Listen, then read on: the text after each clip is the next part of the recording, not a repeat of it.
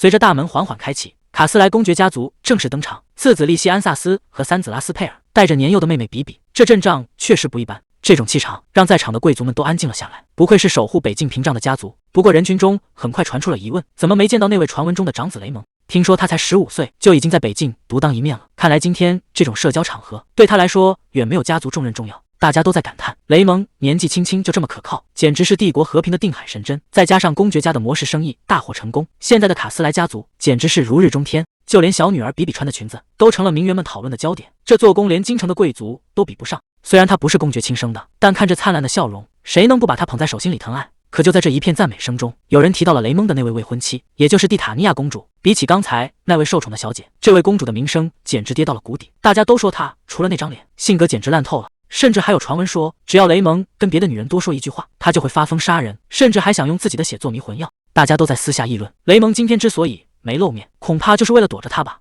一边是卡斯莱家最受宠的宝贝比比，另一边则是皇室最让人头疼的害群之马。没错，那个被所有人嫌弃的蒂塔尼亚就是我。比比是我未来的小姑子，而我则是他大哥雷蒙的妻子。这种抬头不见低头见的关系，注定了我会被拿来跟他反复比较。在这个世界里，比比世极万千，宠爱于一身的女主角，而我只是个注定要被唾弃的恶毒女配。可还没等我感慨完这不公的命运，现实就给了我重重一击。等我猛地回过神来，发现自己竟然正从阳台上摔下去。就在坠落的那一瞬间，我脑子里突然多出了无数记忆。原来我并不是这个世界的人，我竟然转生成了一本小说里的恶毒女配，名字就叫蒂塔尼亚。在这本叫公爵家的小宝贝的小说里，我们皇室一家根本不是什么主角，只是为了衬托公爵家专门负责找茬的炮灰工具人罢了。在这个世界里，公爵家的权势其实早就超过了皇室，他们不仅守着边境，还掌控着帝国最核心的魔石财富。为了不让公爵家彻底失控，皇室想出了一个阴招，那就是强行联姻。他们逼着公爵家那个天才继承人雷蒙跟我这个公主订了婚。公爵家虽然迫于压力答应了，但心里一直憋起火，无时无刻不在找机会想退婚。可谁也没想到，中间出了个巨大的变数，那就是原本只是政治工具的公主，竟然开始对她的未婚夫雷蒙产生了近乎疯狂的执念。我之所以会落到今天这个地步，全是因为我的生母埃琳。她原本是伯爵家的千金，明明已经有了心爱的人，却被好色的皇帝强行抢进宫里当了妃子，甚至连她的爱人也被自己的家族灭了口。在那种绝望的打击下，母亲早产生下了我，从此她就把自己关在深宫里，再也不肯见任何人。皇帝很快就对她失去了耐心，转头就钻进了第一皇后的温柔乡，把我们母女俩忘得干干净净。作为失宠妃子的孩子，我在这个皇宫里自然也成了那个多余的透明人。因为从小就没感受过爱，我只能用最扭曲的方式去讨好别人。我像个跟屁虫一样死缠着雷蒙，只要他跟别的女人多说一句话，我就大吵大闹，甚至不惜羞辱整个公爵家，只为了让他能看我一眼。结果显而易见，雷蒙现在恨死我了。我们俩的关系简直烂到了极点。说真的，在觉醒记忆之前，我简直就是个彻头彻尾的蠢货。以前的我到底在想什么呀？虽然才刚意识到自己是在小说里，但我现在看那个过去的自己，简直就像在看一个完全陌生的疯子。要是能早点觉醒就好了。现在的我早就进了公爵家的永久黑名单，但这还不是最糟糕的。如果按照原著的剧情走，几年后我会被第一皇后当成棋子彻底榨干，最后落得一个惨死的下场。那时候我的生母已经去世，我和雷蒙的关系也降到了冰点，整个人都处于崩溃的边缘。就在我最无助的时候，第一皇后会像个幽灵一样凑到我耳边，用那种虚伪的关心告诉我，皇帝马上就要解除你和那个天才公爵的婚约了。第一皇后会故意散布谣言，说皇帝打算让比比嫁给大皇子，彻底取代我的位置。在那种极度的恐惧下，我会像个疯子一样对比比下毒。我试图杀掉这个世界的女主角，但那种拙劣的手段一眼就会被看穿，结果当然是失败了。茶杯被打碎的那一刻，我也彻底失去了最后的机会。雷蒙会拿着剑指着我，而我只会跪在地上，说出那句最可笑的辩解：我做这一切全是因为我爱你啊！可雷蒙只是冷冷地俯视着我，眼神里没有半点怜悯，只有无尽的厌恶。我终于意识到，在他眼里，我根本不是什么未婚妻，只是一只让人恶心的虫子。而他竟然还笑着说，很高兴我终于看清了现实，因为他一直以来都是这么看我的。回忆到这里戛然而止，现在的我只觉得脊背发凉。我以前到底是哪根筋搭错了，竟然会去倒贴这种冷血到骨子里的男人？而且除了这个男人之外，还有更麻烦的事情在等着我。说真的，欺负比比这么可爱的女孩子，简直就是不可原谅的罪过。还没等我感慨完，房门就被猛地推开了，女仆们慌慌张张地冲进来，不由分说就把我从床上拽了起来，催着我赶紧梳妆打扮，因为他们带来了一个让我差点当场晕过去的消息。那个看我像看虫子一样的雷蒙，竟然已经在赶来拜访的路上了。我还没想好怎么面对他，他怎么偏偏在这个时候过来？这下真的要出大事了。一想到雷蒙那双冰冷的眼睛，我就忍不住想大喊：绝对不行！女仆们还在旁边不停地摇晃我，问我为什么又在关键时刻发呆。可他们根本不知道，如果按照原著的剧情发展，我就是一个死到临头的女人。在这个世界上，我只是一个不该出生的多余公主，根本没法和那个被所有人宠爱的比比相比。如果再这样坐以待毙，等待我的就只有那座血淋淋的断头台。不行，我绝对不能让这种事发生。好不容易才换来这第2次生命，我一定要亲手撕碎这该死的剧本。既然决定要反抗命运，那就要先给自己定几个小目标。首先就是跟那帮讨厌的婆家人断绝关系，然后立刻解除婚约。我连退休后的生活都规划好了，不仅要有花不完的巨款，还得在首都最繁华的地段买房，最后再弄个低调的头衔，彻底隐姓埋名。我绝对不能再走老路，按照原著那种必死的剧情走下去。不过在那之前，我必须先把眼前的烂摊子给收拾了。你们就给我等着瞧吧，等我拿到了自由，一定要过上让所有人都羡慕的精彩生活。公主殿下，快点准备吧，小公爵马上就要到了。看着这2个忙前忙后的女仆，蒂塔尼亚只觉得讽刺。之前受伤的3天里，他们连一个字都没提过。现在听说雷蒙要来，一个个倒开始演起戏来了，生怕被卡斯莱家族发现这位未婚妻一直被冷落。他们根本不是在担心蒂塔尼亚，只是怕没法向2皇妃交代。毕竟谁也不想让这桩婚事出差错。在这个所谓的玫瑰宫里，到处都是别人的眼线，根本没有一个人是真心在意蒂塔尼亚的死活。女仆还在旁边假装好心，劝她去求大皇妃帮忙。这算盘珠子都快崩到脸上了，无非是想挑起宫里的内斗。以前的蒂塔尼亚确实好骗，甚至不知道公主有权直接传唤祭司。现在想想，那时候的自己真是傻得可以。但现在的她已经清醒了，既然决定了要解除婚约，就绝不会再任由这些人摆布。她转头问女仆：“雷蒙是不是经常去前线，见惯了那些伤员和病人？”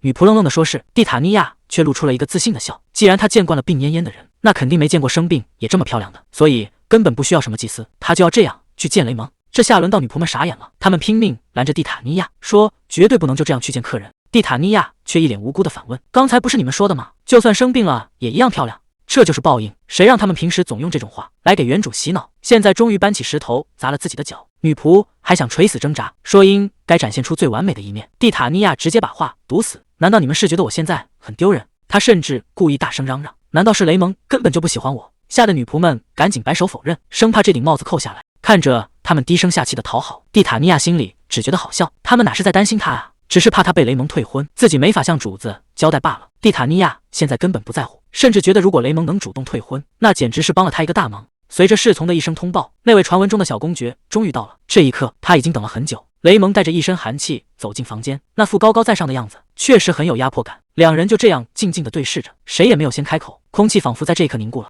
最后还是蒂塔尼亚打破了沉默，他看着眼前的未婚夫，语气平静地打了个招呼：“我一直在等你呢。”雷蒙压根就不信这套说辞，在他眼里，这不过是又一个拙劣的谎言。他甚至觉得有些荒唐，皇室的人难道是糖做的吗？从2楼摔下去就能昏迷不醒，这种话也就骗骗小孩子。副官卡西安在一旁小声提醒，让他注意言行，毕竟这里是皇宫。可雷蒙心里清楚，这肯定是蒂塔尼亚为了把自己骗过来，故意闹出来的动静。这种骗人的招数，他以前早就玩烂了。雷蒙在心里告诫自己，待会儿无论看到什么，都绝对不能示弱。在雷蒙很小的时候，父亲就曾严肃地告诫过他，皇室是他们的对手，这场婚约不过是身不由己的束缚。父亲让他谦虚与威仪，等蒂塔尼亚成年后再做打算。年幼的雷蒙点头答应，把这些话死死记在了心里。可谁能想到，当他在皇宫第一次见到那个只有5岁的女孩时，所有的心理防线瞬间崩塌。眼前的蒂塔尼亚，漂亮的让他整个人都定住了，那是他从未见过的纯净。雷蒙甚至在想，如果他能一直像初见时那样，或许自己对他的评价也不会像现在这么糟糕吧。以前的蒂塔尼亚总是卑微地追在后面问，为什么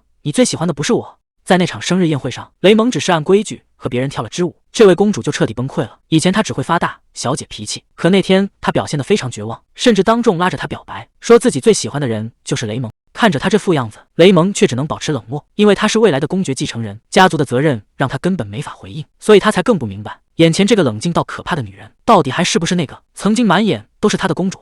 雷蒙背负的东西远比外人看到的要沉重得多，父亲病弱，年幼的弟妹还需要保护，整个家族和北方的防线全靠他一个人死死撑着，更别提那个刻在血脉里绝对不能让外人知道的禁忌秘密。在这些沉重的责任面前，儿女情长简直像个笑话，所以他才一直表现得那么冷淡，甚至亲口告诉蒂塔尼亚，他永远不可能把她放在第一位。雷蒙推开门的时候，心里已经写好了剧本，他觉得蒂塔尼亚肯定又在装病，正打扮得花枝招展，等着提无理要求。可当他看清眼前的景象，整个人直接愣在了原地，这和他预想的完全不一样。眼前的蒂塔尼亚不仅没有盛装打扮，反而只穿了一件极其朴素的白裙，看起来甚至有些寒酸。就连旁边的卡西安都看傻了，甚至怀疑这又是他想出来的什么吸引注意的新花招。雷蒙一句话也说不出来，只能沉默地盯着这个陌生的女人，空气仿佛在这一刻凝固了。蒂塔尼亚却表现得异常冷静，她直视着雷蒙的眼睛，语气里透着不容置疑的严肃。她说自己有非常紧急的事情，要求雷蒙立刻屏退左右。雷蒙坐在桌子对面，看着蒂塔尼亚优雅地喝着茶，心里却觉得哪里都不对劲。如果是以前的蒂塔尼亚，现在肯定已经开始哭闹了。他会拼命展示自己的痛苦，只为了换取他的一点点关注。他会因为自己现在的狼狈而生气，会因为他没说想他而闹个不停。那张脸上永远写满了渴望和绝望。可现在的蒂塔尼亚安静的让人感到陌生，他没有掉一滴眼泪，也没有那些让人厌烦的纠缠。最让雷蒙感到不安的是，当蒂塔尼亚就这样直视着他时，那双眼睛里竟然什么都没有，没有爱慕，没有怨恨，甚至连他的倒影都看不见。蒂塔尼亚放下手中的茶杯，语气平静的像是在谈论天气。他说今天特意过来是想和雷蒙谈一笔交易。雷蒙整个人都定住了，他怎么也没想到这个曾经只会纠缠他的女人竟然会用这种谈判的姿态说话。蒂塔尼亚抛出的筹码是他外祖父家领地里的一座铁矿，虽然那地方现在荒无人烟，甚至还传出过闹鬼的传闻，已经快要被家族彻底废弃。雷蒙这下彻底坐不住了，在那座废弃矿山的尽头竟然藏着传说中的格洛里亚纳徽章。这可不是什么普通的古董，而是建国神话里最强的神兵。当年皇帝和4位英雄就是靠他才挡住了北方的魔兽。可几百年过去了，皇室的力量早就消失殆尽，曾经的英雄家族也纷纷没落，只剩下雷蒙所在的卡斯莱家还在死守着最后一道防线。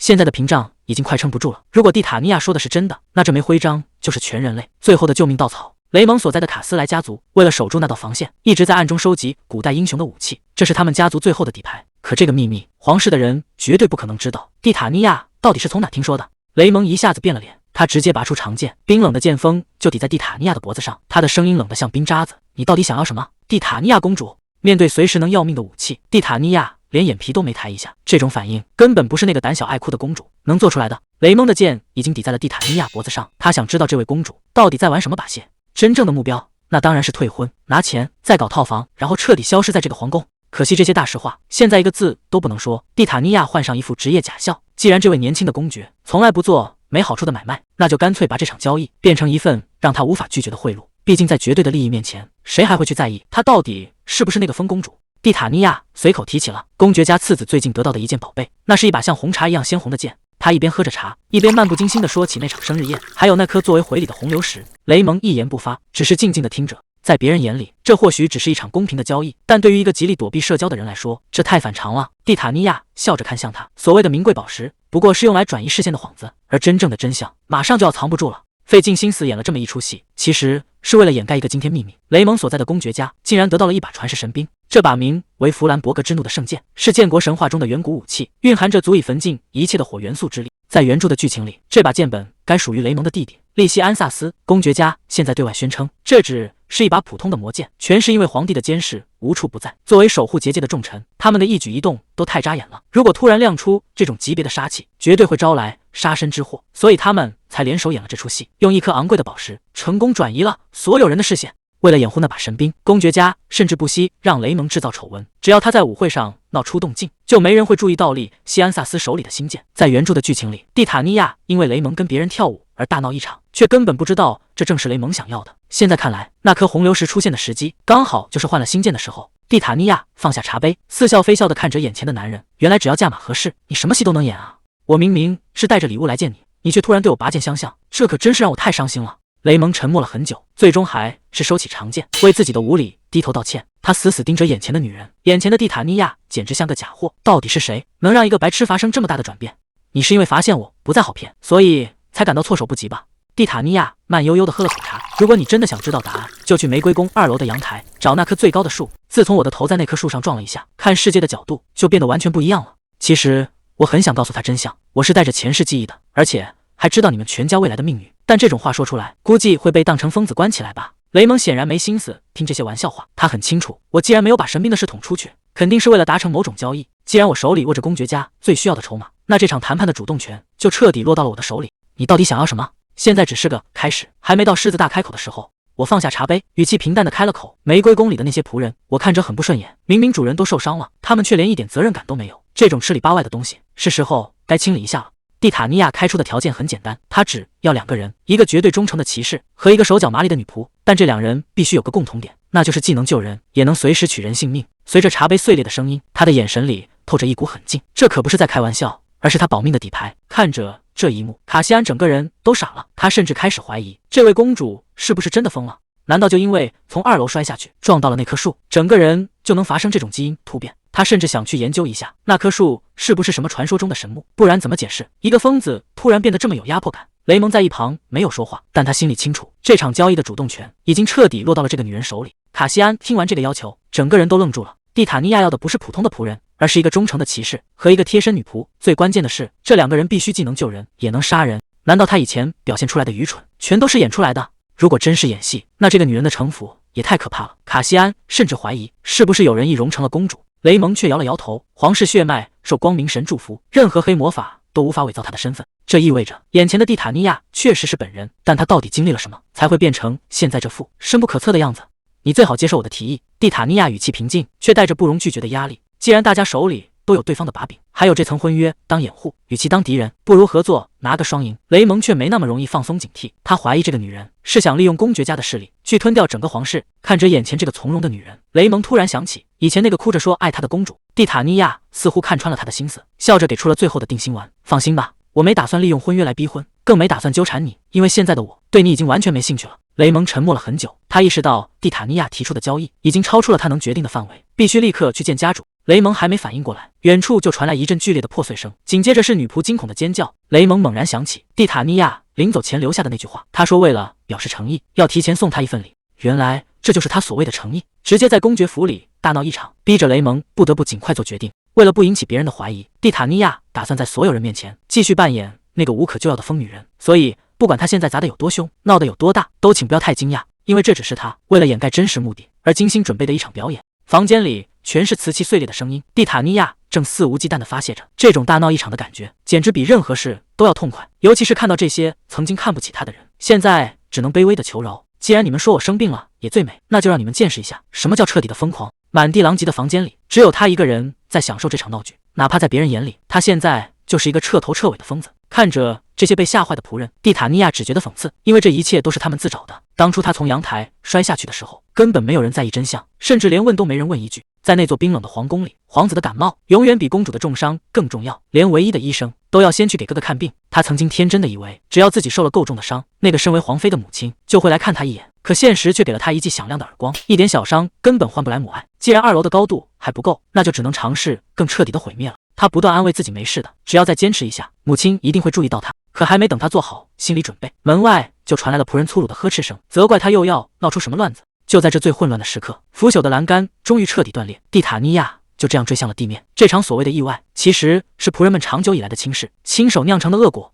你们根本不知道，从2楼坠落的那一刻，心里有多恐惧，所以现在只是砸点东西，你们就该谢天谢地了。面对蒂塔尼亚的质问，这些仆人立刻换了一副嘴脸，开始假惺惺的道歉，甚至还端来甜可可，说是为了让他消消气。可实际上，他们只是想把他养成一个只会发脾气的废人罢了。在这座皇宫里，竟然没有一个人是真心待他。随着门外的一声通报，这出戏最重要的观众终于到了。蒂塔尼亚表现得异常冷静，他早就料到对方会来，只是没想到动作会这么快。克莱奥皇后推门而入，语气里满是虚伪的关切，声称一听说小公主身体不适，就立刻放下了手头所有的事。看着眼前这张温柔的笑脸，谁能想到她就是那个连医生都不愿分给蒂塔尼亚的人。既然正主已经登场，接下来的戏码可就越来越精彩了。别被这个女人的外表骗了，克莱奥能驯服风流的皇帝，靠的可不只是美貌，而是常人难以想象的狠辣手段。他伸手托起蒂塔尼亚的脸，语气温柔的让人脊背发凉，询问是谁惹得小公主不开心。这种伪装出来的慈爱，在蒂塔尼亚眼里简直令人作呕，因为他很清楚，克莱奥原本打算等亲生女儿出生，就立刻除掉自己这个眼中钉，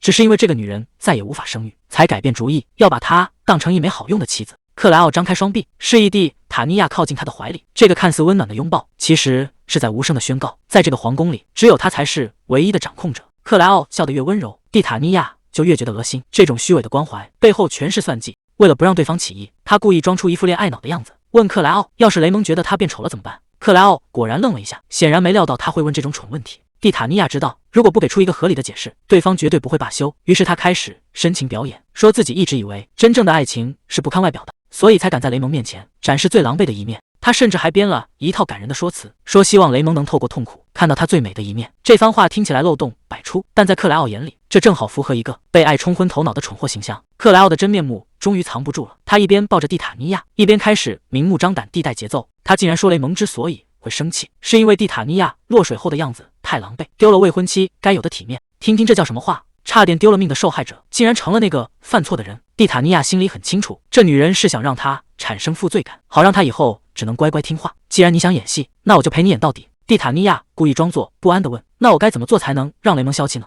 看着克莱奥那副得逞的表情，真正的反击才刚刚开始。克莱奥一副为他着想的样子，提议送一份发自内心的礼物，好让雷蒙回心转意。他甚至舍得拿出原本给儿子的宝剑，说是因为看不得蒂塔尼亚难过，才决定忍痛割爱。这种突如其来的大方，反而让人脊背发凉。果然，当这把剑的名字被说出来时，空气都凝固了。维里斯帕奇奥，这根本不是什么珍贵的礼物，而是那把传说中会吞噬持有者灵魂的魔剑。克莱奥，这是要把他往死里推啊！克莱奥竟然提议要把这把剑送给雷蒙当赔礼。蒂塔尼亚听完心都凉了。雷蒙家族的力量源自神灵，而这把剑里全是狂暴的兽灵能量，这哪里是送礼，这分明是想让雷蒙去死。不过蒂塔尼亚转念一想，克莱奥应该并不知道魔剑的真相，只是想利用自己去行贿罢了。既然如此，那就先看看他到底想要什么。克莱奥伸手摸了摸他的脸，笑得格外灿烂。他说自己付出了这么大的代价，蒂塔尼亚是不是也该拿点什么东西来交换呢？克莱奥终于说出了他的条件，他想让蒂塔尼亚帮王子一个忙，而且听起来根本不容拒绝。蒂塔尼亚还没反应过来，对方就已经把计划全盘托出了。原来今年夏天，帝国南边要举办一场盛大的祭典。克莱奥盯着蒂塔尼亚的眼睛，语气温柔，却让人脊背发凉。他说想让蒂塔尼亚代替布莱恩王子亲自去参加这场祭典。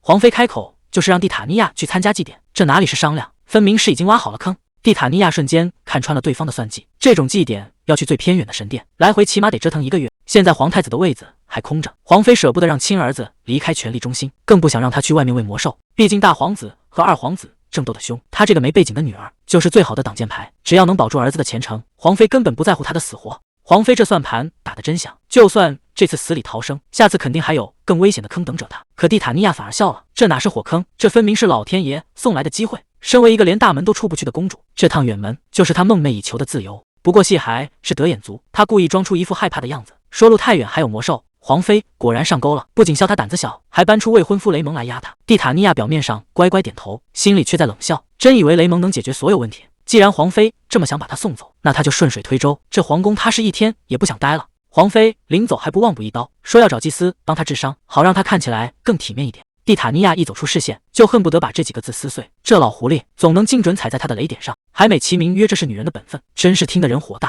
回到房间关上门，他直接把所有人都赶了出去。现在他只想一个人待着，这一整天的勾心斗角简直比打仗还累。他整个人瘫在床上，连手指头都不想动了。既然已经拿到了出宫的门票，接下来的路他得好好盘算一下了。夏天的祭典只是个幌子，真正的麻烦其实在冬天。蒂塔尼亚心里很清楚，祭典的本质是为了加固封印，让那些恐怖的黑暗继续沉睡。传说帝国皇室曾是5大英雄家族之一，掌握着统领一切的光明之力，专门清理那些难缠的魔兽。可民间一直有个传闻，其实当年还有第6位英雄，那就是被所有人排挤的黑暗英雄，他的力量和魔兽一模一样，所以才被历史彻底抹除。想到这里，蒂塔尼亚不禁有些疑惑。说白了，皇室早就失去了核心的光明之力，现在的祭典不过是掩人耳目、低空壳。就在其他英雄家族纷纷没落的时候，唯独北方的卡斯莱家族靠着联姻保住了最后的血脉。他们不仅能觉醒各种神力，还成了帝国最后的挡箭牌。所以夏天的祭典只是做样子，真正的硬仗全在北方的冬天。卡斯莱家族每年都要独自加固结界，还得清理那些杀不完的魔兽。蒂塔尼亚忍不住想吐槽，这卡斯莱家族也太惨了，简直就是小组作业里唯一干活的组长，而其他组员不仅全跑了，还得靠他一个人带飞全场。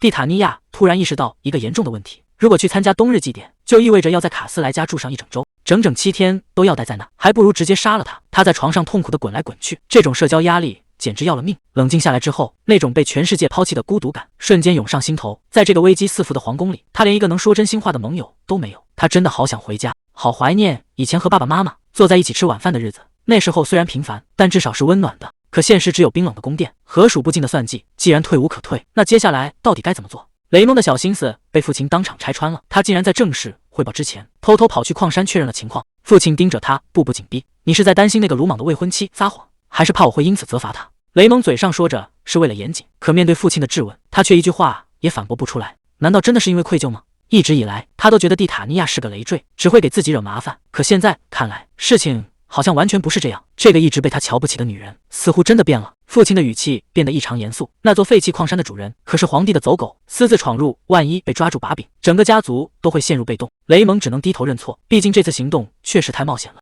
父亲一眼就看穿了真相，这种不计后果的行为根本不像他的风格，除非是因为那个女人。看来在雷蒙眼里，蒂塔尼亚已经变得完全不一样了。面对父亲的调侃，雷蒙一句话也说不出来，只是沉默地站在原地。父亲敏锐地察觉到，这个一向冷静如石头的儿子，内心竟然在这一刻动摇了。雷蒙从小就活在沉重的枷锁里，为了家族的责任，他从不把心思放在任何女人身上。可现在，平静的湖面被彻底打破了，那枚消失已久的文章竟然重现人间。卡斯莱家族被吓得不轻，这简直是不可能发生的事。外面的人都在议论纷纷，有人觉得公主是死里逃生后疯了，也有人觉得这只是他争宠的新手段。但雷蒙的父亲却不这么想。作为一只老狐狸，他绝不相信一个人会突然转性，尤其是像蒂塔尼亚这种从小被关在笼子里的金丝雀。他盯着手里的情报，陷入沉思。如果这一切不是公主的主意，那他背后到底藏着什么人？按照雷蒙以前的性格，他会把所有的怀疑和情绪都藏起来，假装什么都没发生过。可这一次，他发现自己再也做不到视而不见了。父亲盯着他看了很久，终于松了口，决定给他一个证明自己的机会。这不仅仅是信任，更是一场关于家族利益的豪赌。雷蒙低声向父亲致谢，这场博弈他终于拿到了入场券。深夜里，这个权倾朝野的男人也会露出软肋。他也曾听过那句深情的告白，但在家族责任面前，爱情成了最先被牺牲的祭品。责任这两个字成了他一辈子都甩不掉的枷锁，所以他才想让雷蒙选个安稳的对象，只要对方足够平凡，雷蒙就不必像他当年那样在痛苦和牺牲中挣扎。可谁能想到，雷蒙偏偏看上了那个最不该碰的人。蒂塔尼亚可是皇室的女儿，是他们家族这辈子最大的死对头。最让父亲感到意外的是，雷蒙这个本该最懂责任的孩子，现在竟然露出了如释重负的表情。难道他真的打算放下一切吗？可卡斯莱家族的人从来不会忘记恩情，更不会放过任何仇恨。这位克莱奥皇妃动作比谁都快，太阳才刚升起来，他就派了祭司带着魔剑，直接找上了蒂塔尼亚。这明摆着是想逼他表态，非要让他参加那个什么受职仪式不可。可动作快的还不止克莱奥一个，公爵府那边也坐不住了。利西安萨斯拿着根树枝，就这么大摇大摆地戳着蒂塔尼亚的脸。听说你死里逃生之后，脑子就变得不太清醒了。他一边笑一边盯着他问：“你是打算彻底当个疯子吗？”谁能想到，公爵府派来的竟然是这个疯狗利西安萨斯。公爵家的这3个儿子，性格简直是一个天一个地。大儿子雷蒙整天冷冰冰的，小儿子拉斯佩尔满脑子都是学问。至于二儿子利西安萨斯，那就是个彻头彻尾的混混。说实话，如果公爵府真想掩盖家里的麻烦，让利西安萨斯去陪蒂塔尼亚跳舞，显然是更稳妥的选择。反正他也没有未婚妻，事情处理起来也更干净。可为什么偏偏选了雷蒙呢？理由其实很简单，因为利西安萨斯的名声早就已经烂透了。你们听说了吗？利西安萨斯那个混球竟然在宴会上把桌子都给掀了，贵族们聚在一起，嘴里没一句好话，甚至开始拿他生母的出身指指点点。这些难听的流言传得满城风雨，就连被皇室排挤的蒂塔尼亚都能随处听到关于他的丑事。这家伙的脾气简直像炸药桶，一言不合就揪住别人的领子，完全不把任何人放在眼里。既然连公爵大人都睁一只眼闭一只眼，他自然变得更加无法无天，在外面横冲直撞。可谁能想到，这个天不怕地不怕的疯狗竟然也有颗心。在这个世界上，他唯一会真心服从和追随的人，只有他的大哥雷蒙。在大哥雷蒙面前，利西安萨斯表现得像个听话的弟弟，可一旦转过头，他就会把所有的恶意都发泄在别人身上，尤其是那个被雷蒙无视的蒂塔尼亚。就凭你这种货色，也想当未来的公爵夫人？他当众嘲讽蒂塔尼亚连个假人都不如，起码假人不会顶嘴，也不会让人看着心烦。旁边的仆人们连大气都不敢喘，谁让他是公爵家的亲儿子呢？在这片领地上，根本没人能拦得住这个疯子，甚至连皇帝都会劝蒂塔尼亚要大度，说什么你是名门闺秀，没必要跟这种人计较。可这种话听多了只会让人觉得恶心，凭什么受委屈的永远是他？从小到大，他似乎一直都是那个最好捏的软柿子，这种日子到底什么时候才是个头？面对这种幼稚的挑衅，蒂塔尼亚决定使出终极杀招，那就是彻底无视他。他一边在心里默念不要生气，一边打算靠吃点甜食来缓解心情。只要不搭理这个疯子，他应该觉得没趣就走开了吧。可他显然低估了利西安萨斯的耐心，发现自己被当成了空气，这家伙竟然开始大吼大叫，问他是不是耳朵塞住了。见蒂塔尼亚还是没反应，利西安萨斯的眼神变得越来越危险。既然正常的办法没用，那他就换个更刺激的。他竟然直接点燃了手里的树枝，巨大的火苗就在蒂塔尼亚眼前乱窜，这可是随时会烧起来的室内啊！你这个疯子到底想干什么？蒂塔尼亚终于忍不住爆发了，可看到他愤怒的样子，利西安萨斯反而露出了满意的笑容。对他来说，只要能让你抬头看他一眼，就算把这屋子烧了，他也在所不惜。看着利西安萨斯手里那团火，蒂塔尼亚整个人都要炸了。这分明是个随时会引爆的纵火犯。他真想当面问问雷蒙，为什么要送个疯子进宫？他要的是忠诚的骑士，不是这种只会玩火的祖宗。可这家伙完全没意识到问题，还觉得蒂塔尼亚在大惊小怪。不就是烧了一根树枝吗？又不是烧了什么世界树。蒂塔尼亚只能不停地安慰自己，别跟这种心智不全的小屁孩计较，就把这当成是上辈子的报应吧。为了这得来不易的第二人生，他忍了。结果对方居然变本加厉，说如果不喜欢在屋里玩火，干脆把整个宫殿都烧了，这样就能去外面玩个痛快了。听到这种离谱的发言，蒂塔尼亚最后的理智彻底断线了。面对这种玩火的疯子，蒂塔尼亚根本没打算跟他废话，直接端起手里的茶水，哗的一声全泼了过去。刚才还嚣张的火苗瞬间熄灭，利西安萨斯整个人都愣住了，甚至还在那傻乎乎的盯着树枝。奇怪，火为什么会灭掉？水能灭火，这不是常识吗？利西安萨斯大人，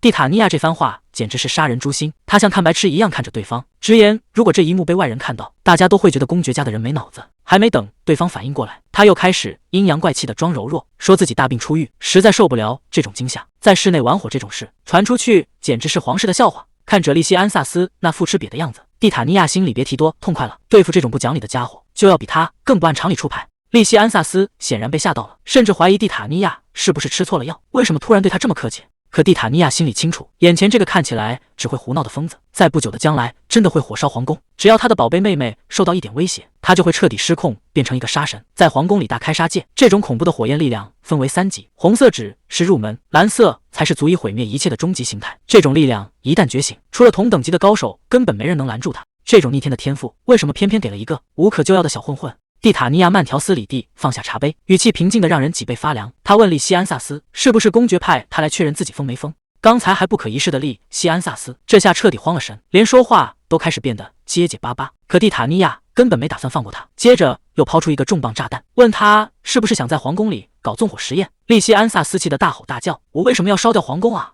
可蒂塔尼亚只是轻飘飘地回了一句，说刚才明明是他自己嚷嚷着要烧了这里。这下利西安萨斯彻底没话说了，两人就这样大眼瞪小眼，气氛尴尬到了极点。他无奈地扔掉手里的树枝，感觉整个人都要崩溃了。现在的蒂塔尼亚简直让他完全摸不着头脑。利西安萨斯收起了刚才那副玩世不恭，说今天过来其实是带着公爵的任务。他递给蒂塔尼亚一个厚厚的信封，这竟然是卡斯莱公爵亲手交代的。蒂塔尼亚显然没料到公爵会直接联系他，等他拆开信封，里面的东西简直超出了他的想象。情报工会的顶级通行证，代表公爵家亲卫队的骑士勋章，甚至还有一枚能检测毒药的戒指。这些东西随便拿出一件，都足以在帝都横着走。公爵这是要把他彻底武装起来。但这还没完，信封最深处竟然还藏着一张便签，那是公爵写给他的私人密信。这位权倾朝野的公爵大人，到底想通过蒂塔尼亚传达什么秘密？用家辉换来的报酬终于到手了。蒂塔尼亚很清楚，公爵送来的这3样东西，就是他急需的顶级帮手。第一件是情报组织的通行证，这意味着他从此拥有了覆盖整个首都的情报网，再也不是那个没权没势的透明人。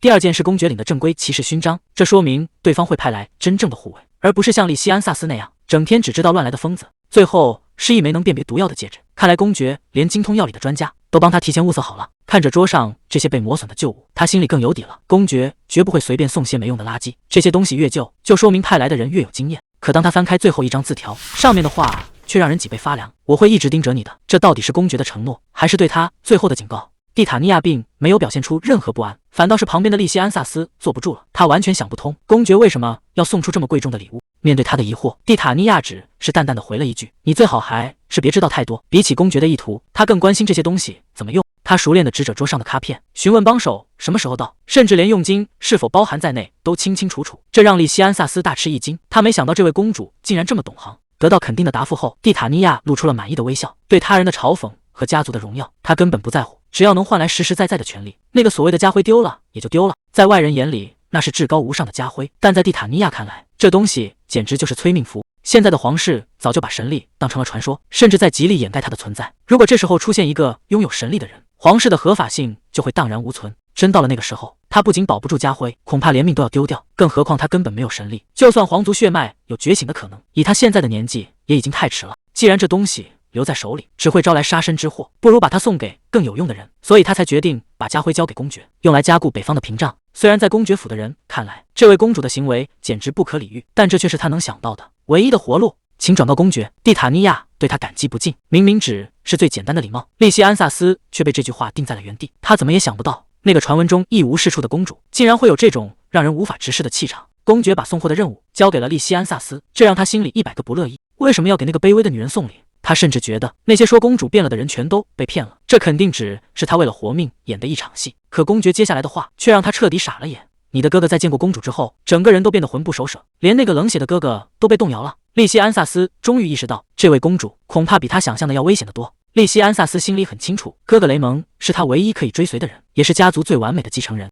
以前他总觉得，只要有这么优秀的哥哥在前面挡着，他就能一辈子无忧无虑。虽然自己确实比不上哥哥，但他心里从来没有过嫉妒，反而比任何人都更崇拜雷蒙。他这人活得简单，最讨厌那些弯弯绕绕的阴谋诡计。可现在，那个他最敬佩的哥哥，竟然因为那个女人动摇了，这让他第一次感觉到事情可能没那么简单了。在利西安萨斯眼里，蒂塔尼亚根本配不上他的哥哥，那个女人就像一个空洞的躯壳，除了皇室的身份，她一无所有。这种人留在哥哥身边，只会变成沉重的枷锁，甚至会毁掉雷蒙的大好前程。一想到哥哥要为了这种女人处理麻烦，他就气得浑身难受。于是他做出了一个疯狂的决定：既然皇室非要塞个人过来，那不如让他去代替哥哥。反正他只是个次子，就算被当成牺牲品也无所谓，只要能让哥哥解脱，他愿意去接手那个愚蠢的公主。利西安萨斯根本不在乎名声，他只想替哥哥分担压力。可雷蒙却拒绝了这份好意。在婚约正式解除之前，蒂塔尼亚依然是我的责任。雷蒙甚至开始后悔，当初不该在毫无感情的情况下答应这门亲事。利西安萨斯看穿了哥哥的痛苦，正因为知道那个女人的感情是真的，正直的雷蒙才会觉得愧疚，这种负罪感简直要把他压垮了。那个女人凭什么让哥哥这么难受？利西安萨斯心里的怒火彻底爆发，所以当他见到蒂塔尼亚时，语气里全是毫不掩饰的恶意。我哥哥很忙，没时间浪费在你这种人身上。他就是要用最狠毒的话亲手撕碎这个女人的所有幻想。利西安萨斯根本没把他的威胁放在眼里，甚至还故意挑衅：你还想动手打我吗？被激怒的蒂塔尼亚扑了过去，却被他轻而易举地推倒在地。哎呀，你是掉了什么东西在地上吗？他居高临下地看着眼前的蒂塔尼亚，语气里全是毫不掩饰的嘲讽。这种货色也配待在哥哥身边？既然没人叫你规矩，那就由我来让你认清现实。我会让你亲手毁掉婚约。利西安萨斯已经下定了决心，既然哥哥下不了手，那就由他来做这个恶人。连卡斯莱公爵都察觉到了异样，如果连一向稳重的雷蒙都动摇了，说明这位公主确实和以前不一样了。去亲眼看看吧，看看他到底在玩什么把戏。利西安萨斯表面上答应得干脆，心里却满是不屑，死里逃生一次就能脱胎换骨，这种鬼话他才不信。在他看来，这不过是那个女人为了挽回名声故意演出来的一场戏，只要稍微挑衅一下，他肯定会像以前那样原形毕露。可当他真正站在蒂塔尼亚面前时，事情的发展却完全超出了他的预料。无论他怎么挑衅，蒂塔尼亚都只会冷淡地无视他，甚至连他失控的火焰，蒂塔尼亚都能随手熄灭。你到底是谁？利西安萨斯终于忍不住问出了口。你真的是蒂塔尼亚吗？蒂塔尼亚听完笑得格外灿烂，语气却冷得像冰块。蒂塔尼亚已经死了，他根本不是死里逃生，而是真的已经死过一次了。利西安萨斯还没反应过来，蒂塔尼亚就抛出了最荒唐的真相：现在的他不过是一个徘徊在世间的幽灵。周围的空气被点燃，无数凄惨的画面在他眼前炸裂，那是被火焰吞噬的哀求，也是被毒药侵蚀的绝望。那个女孩在火光中挣扎，哭喊着自己只是听命行事，根本不知道那是见血封喉的毒药。利西安萨斯彻底愣住了，这到底是幻觉，还是被掩盖的血色真相？他引以为傲的洞察力在这一刻彻底崩塌了。他看到的究竟是眼前的公主，还是那个从地狱回来的亡魂？事到如今还在狡辩，说自己不知道那是毒药，这种话谁会信？利西安萨斯冷笑一声，直接拆穿了他的谎言：皇妃亲手给的东西，你会不知道里面加了什么？这种借口连你自己都骗不了。你只是想除掉雷蒙喜欢的一切，好让他的世界里只剩下你。蒂塔尼亚还想开口解释，却被他冰冷的打断。他说他从骨子里就烂透了，就算死后重新投胎，也永远得不到雷蒙的爱，这才是对他最狠的惩罚。利西安萨斯看着眼前的废墟，觉得这一切简直荒唐透顶。现在的蒂塔尼亚已经失去了一切，再对他咆哮也只是在毫无意义的泄愤，因为真正的幕后黑手此时正躲在暗处发笑。这个女人到死都没发现自己只是别人手里的一枚棋子，她亲手毁掉了自己的人生。可即便到了这一刻，只要听到雷蒙的名字，她还是会露出那种让人作呕的神情。真是个无可救药的蠢货。他看着倒在血泊中的女人，只觉得一阵恶心。利西安萨斯还在愤怒地咆哮，说他这种人根本不该存在。如果他消失了，雷蒙的生活一定会变得更好。可下一秒，耳边却传来了蒂塔尼亚的声音。他猛地回过神来，发现自己正站在洒满阳光的房间里。蒂塔尼亚正优雅地喝着茶，还奇怪地问他为什么发呆。刚才那场大火，还有那些恶毒的诅咒，难道全都是幻觉吗？他定定地看着眼前的女人，只觉得脊背发凉。利西安萨斯在心里反复对比，幻觉里的那个女人虽然长得和蒂塔尼亚一模一样，但眼前的蒂塔尼亚如此傲慢，绝不可能露出那种悲伤的表情。他还没从混乱中理出头绪，蒂塔尼亚就放下了茶杯，问他公爵是不是还有别的话要带？难道他真的只是来送东西的？利西安萨私下一时的怀疑他是不是又在打雷蒙的主意，可还没等他开口试探，蒂塔尼亚却提出了一个离谱的要求。他说既然要走，不如临走前演一只疯狗。利西安萨斯整个人都听傻了，完全跟不上他的思路。蒂塔尼亚却笑得一脸灿烂，说只有这样大闹一场，才能让外人记住。蒂塔尼亚心里很清楚，他和公爵府的契约绝对不能曝光，哪怕她是个被皇室冷落的公主，一旦和公爵府走得太近，也一定会招来无数双盯着她的眼睛。所以公爵才会派利西安萨斯过来。这个男人名声在外，是个出了名的麻烦制造者，只要他们每次见面都掐个你死我活，就没人会怀疑他们背后的真实关系。如果这真是公爵的安排，那他甚至还得说声谢谢，毕竟这种挡箭牌可不好找。他伸手拿起了旁边的手杖，既然剧本已经写好了，那就让这场闹剧正式开演吧。蒂塔尼亚突然开口借个火，利西安萨斯还没反应过来，就下意识地帮他点燃了木棍。可谁能想到，他拿过火把转身就点燃了窗帘。看着满屋子的熊熊大火，蒂塔尼亚竟然兴奋地大笑起来，说他最喜欢看这种破坏场面。利西安萨斯整个人都吓傻了，问他是不是疯了，竟然要烧掉自己的宫殿。蒂塔尼亚却一脸淡定地告诉他，这把火当然要烧，既然要演戏，那利西安萨斯就是那个潜入宫殿纵火的疯子。看着对方那副不知所措的样子，蒂塔尼亚在心里冷笑，这个男人还真是够迟钝的。蒂塔尼亚一边放火一边问他，难道还没看穿公爵的用意？公爵特意派他这个刺头过来，就是为了让他们大闹一场，好彻底洗清两人私下联手的嫌疑。但这把火不仅是为了演戏，更是蒂塔尼亚积压已久的复仇。从财务部到宫里的女仆长，所有人都在疯狂贪污他的预算，甚至害得他差点丢了性命。利西安萨斯听得目瞪口呆，他怎么也没想到，这华丽的宫殿背后竟然全是烂账，而蒂塔尼亚就是要用这把火，让那些贪官把吃进去的钱全吐出来。看起火光中一脸爽快的蒂塔尼亚，利西安萨斯忍不住大喊，问他是不是真的疯了？哪有皇室成员会亲手烧了自己的宫殿？蒂塔尼亚却笑得异常灿烂，指着自己大声回答，远在天边，近在眼前。蒂塔尼亚看着眼前的火光，想起自己之前的遭遇，明明差点因为坏掉的栏杆丢了命，却根本没人打算修理。这说明他在皇室眼里，连路边的杂草都不如。既然没人把他当回事，那他也没必要再守什么规矩。既然你们不给活路，那就由我来亲手了结这一切。利西安萨斯在后面大喊，问他到底要去哪，但他根本没有回头。蒂塔尼亚高举起火把，笑得比任何时候都要疯狂。烧吧，把这肮脏的地方全都烧成灰烬。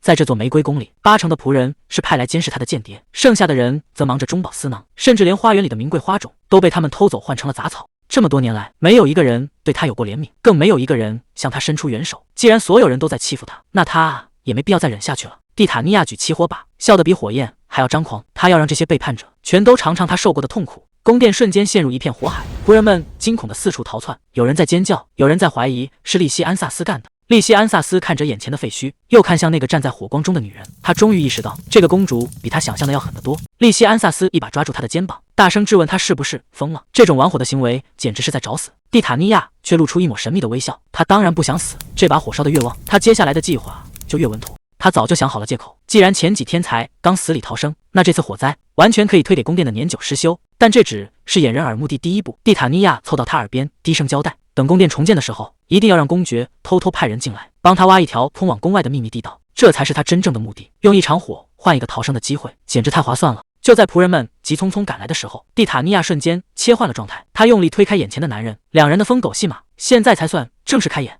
蒂塔尼亚这出戏演得太逼真了，他指着利西安萨斯大喊大叫，控诉他因为一点小事就想杀人。周围的仆人全被吓坏了，拼命拦着这位发疯的公主，谁也没怀疑这把火其实是他放的。利西安萨斯站在火光里，看着这个贼喊捉贼的女人，他终于明白自己被彻底当成了挡箭牌，只要他背下纵火的黑锅，蒂塔尼亚就能完美脱身，甚至还能反咬一口。这个女人简直是个疯子，但是到如今，他也只能硬着头皮陪她演下去了。利西安萨斯挥舞着带火的长剑，对着蒂塔尼亚破口大骂，责怪他连这点火都躲不开，简直是个没用的废物。蒂塔尼亚也不甘示弱，当众回击他是个无理的疯子。两人你来我往，互不相让，把旁边的仆人们吓得魂飞魄散。大家一边哭喊着求他们冷静，一边看着大火迅速蔓延，整座宫殿彻底陷入了火海。这正是蒂塔尼亚想要的效果。这一觉，蒂塔尼亚睡得比谁都香，毕竟昨天的计划进行得太顺利了。他一把火烧了整个玫瑰宫，不仅没受罚，反而让那些大人物们慌了神。为了保住皇室和公爵家的面子，雷蒙他们只能选择把这件事压下去，甚至连修缮费都没让他出。现在烂摊子已经收拾干净，接下来就该轮到正戏开场了。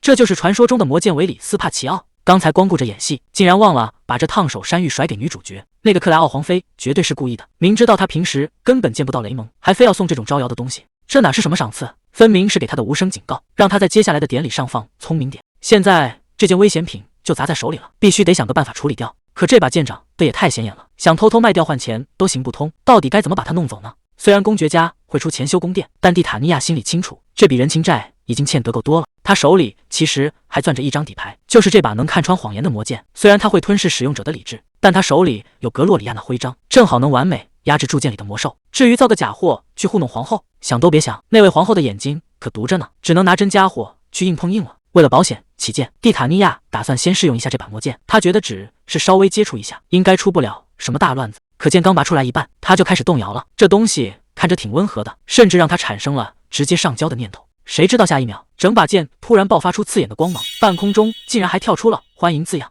这哪是什么普通的武器，分明是赖上新主人了。看来接下来的计划要比预想中还要刺激得多。这把剑不仅会说话，竟然还自带颜文字。蒂塔尼亚看着眼前的系统弹窗，整个人都凌乱了。他自称是由光之神创造的，专门为了引导契约者而存在，这跟传说中的诅咒魔剑差得也太远了吧。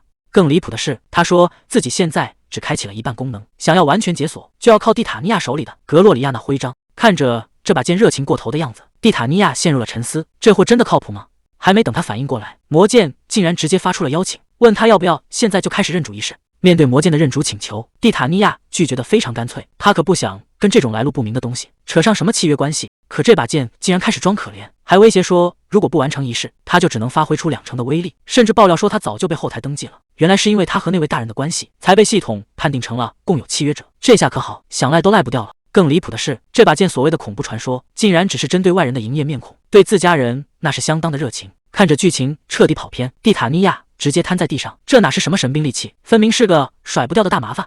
蒂塔尼亚本来还想得挺美，打算把这把剑送给雷蒙，顺便编个借口跟他调调情，好让自己在皇宫里站稳脚跟。可这把魔剑完全不按套路出牌，他突然开启了宏大叙事模式，说什么要封印毁灭世界的宿敌，还要蒂塔尼亚担起拯救苍生的重任。看着魔剑在那慷慨激昂，他只觉得一阵头大。这种史诗级的麻烦事，为什么要找上他这个只想躺平的人？面对魔剑强行碰瓷的契约，蒂塔尼亚气得当场拒绝，他可从来没答应过要当什么救世主。再说了，原著里的主角们明明能搞定一切，他现在光是应付皇宫里的勾心斗角，就已经快要精疲力竭了。蒂塔尼亚脑子里突然闪过一个画面，昨晚那个奇怪的梦竟然是真的，他在睡梦中稀里糊涂地就把自己给卖了。他赶紧质问这把剑到底是什么时候签的卖身契，可魔剑竟然摆起了谱，说他现在的权限太低，根本没资格知道真相。想要提升权限，那就要参加所谓的仪式，这可是那位大人专门准备的虚拟体验项目，只要通过了考验，再配合他手里的文章，他就能解锁最高权限，彻底掌控这股毁天灭地的力量。这仪式的名字听着就让人头大。魔剑还在那滔滔不绝的科普，说要带蒂塔尼亚去重现一段历史，去体验初代契约者是怎么建立屏障的。可听着听着，他突然反应过来，那个叫阿尔卡里亚努斯的人，不就是传说中的开国皇帝吗？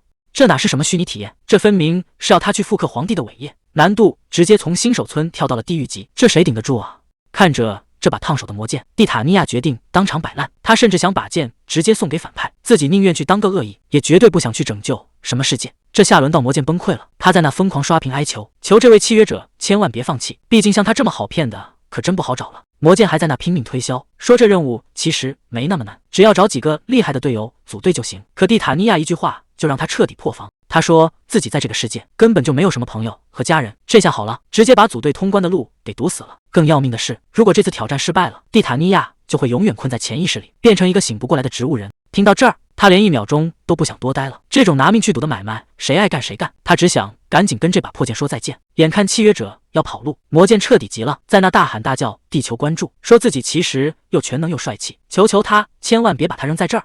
为了不被抛弃，魔剑把压箱底的本事全亮出来了，不仅能读心和导航，甚至还自带魔兽百科全书，这简直就是个满级外挂。蒂塔尼亚承认这些功能确实厉害，但他心里想的却是，这么好的东西，要是能早点让原书主角捡到就好了。毕竟在他看来，自己只是个意外闯入的旁观者，这把剑的功能再逆天也只是个多余的变数，更何况原著的结局已经很完美了，他可不想为了这点外挂就去冒变成植物人的风险。只要能保住主角们的幸福，他就能功成身退。至于这把来路不明的魔剑，还是哪儿凉快哪儿待着去吧。敲门声响起，皇帝竟然主动派人来请蒂塔尼亚，说是要一起共进晚餐，这可真是稀客。他第一反应就是，难道是为了之前那场闹剧来兴师问罪的？不过转念一想，要是这位皇帝真的关心女儿，原主也不至于把日子过得一塌糊涂。这还是他醒来之后第一次要面对这具身体的家人，虽然不知道对方葫芦里卖的什么药，但既然躲不掉，那就看看这位皇帝到底想干什么吧。行吧，既然大家都觉得他是疯子，那蒂塔尼亚就打算把这出戏演得更精彩一点。他不仅要去见那个便宜老爹，还要穿上最漂亮的裙子盛装出席。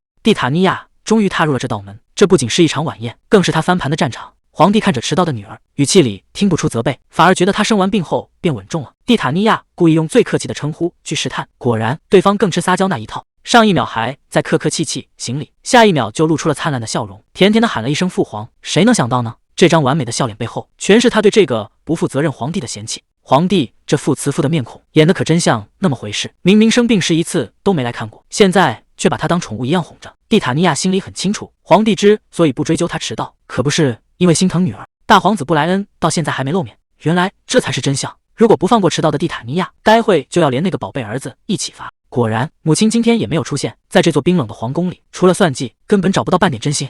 晚宴上的空位格外刺眼，谁都知道二皇妃今天也不会出席，但皇帝还是要做足戏码，摆出一副体恤妻子的深情模样。克莱奥笑着凑到蒂塔尼亚身边，语气里满是虚伪的关心，问她身体好些了没，还庆幸这张漂亮的脸蛋没受伤。接着他话锋一转，提到了昨天宫里发生的大事，还一脸歉意地说最近没能去探望。蒂塔尼亚瞬间反应过来，这哪是在叙旧，这分明是赤裸裸的警告。克莱奥是在用眼神告诉他，关于那个秘密交易，最好烂在肚子里，一个字都别往外蹦。晚宴上的气氛越来越诡异，有人正变着法地挖坑，想逼蒂塔尼亚主动去参加那个危险的仪式。更糟糕的是，阿德里安的目光一直锁在他身上，难道他已经察觉到了什么？这样下去绝对不行，如果表现得太冷静，反而会引起这群老狐狸的怀疑。既然没有退路，那就干脆把这滩水彻底搅浑。他猛地站起身，对着皇帝大声告状，指责利西安萨斯侮辱了他，甚至还把整件事上升到了蔑视皇室的高度。看着周围人错愕的表情，这才是大家熟悉的那个蛮不讲理的帝国公主。既然要演戏，那就要演得彻底一点。蒂塔尼亚迅速翻出脑海里最惨的记忆，准备开始他的表演。他一边哭一边大声控诉，说对方不仅嘲笑他过得凄惨，甚至还敢羞辱他住的玫瑰宫。皇帝原本还坐在位子上陪笑，觉得这不过是小孩子之间的打闹，想随便敷衍几句就翻篇，但他显然低估了蒂塔尼亚的手段。如果只是私下的口角，皇帝确实可以装作没看见，但公开羞辱代表皇室尊严的玫瑰宫，这性质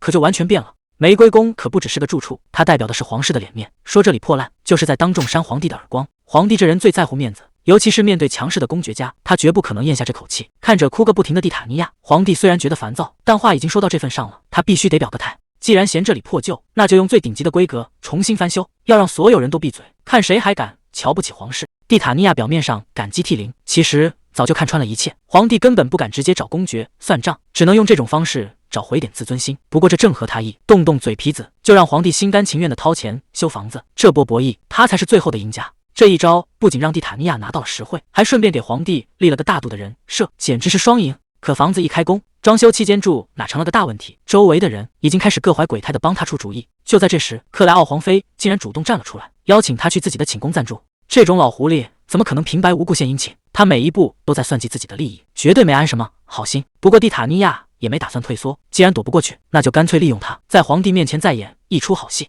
这场权力的游戏，谁是猎人，谁是猎物，现在下结论还太早了。蒂塔尼亚先是礼貌地道了谢，紧接着就开始了他的第二轮表演。他故意装出一副愧疚的样子，说自己一直以来都在给皇室添麻烦，既然没像哥哥们那样立过功，那就让他代表皇室去参加夏天的奉献仪式。这种以退为进的手段简直高明，表面上是在为皇室分忧，实际上是在为自己争取露面的机会。皇帝听完果然露出了满意的微笑，看来这个懂事的人是彻底立住了。皇帝简直欣喜若狂，当场就把蒂塔尼亚夸成了绝世孝女，说她在这种时候还能为父亲分忧，简直是皇室的骄傲。他之所以这么激动，是因为蒂塔尼亚帮他解决了一个大麻烦。原本他正为了派哪个儿子去参加仪式，愁得头发都要白了，一边是正统继承人阿德里安，一边是他更偏爱的布莱恩，选谁都会打破现在的权力平衡，甚至会被逼着提前立储。现在蒂塔尼亚主动站出来，正好给了他一个完美的台阶下，既不用得罪两个儿子，还能顺便把破旧的玫瑰宫给修了。看着皇帝那副如释重负的样子，蒂塔尼亚心里只觉得一阵恶心。这个男人根本不在乎女儿的死活，他只在乎自己的皇位稳不稳。所谓的父女情深，不过是建立在政治利用上的遮羞布罢了。大皇子布莱恩终于现身了，这一出场可谓是排场十足。克莱奥皇妃看到他整个人都兴奋了，其实他心里很清楚，他早就收到了消息，却偏偏拖到现在才露面。蒂塔尼亚在旁边冷眼旁观，这家伙胆子真是不小，竟然敢让皇帝等他这么久。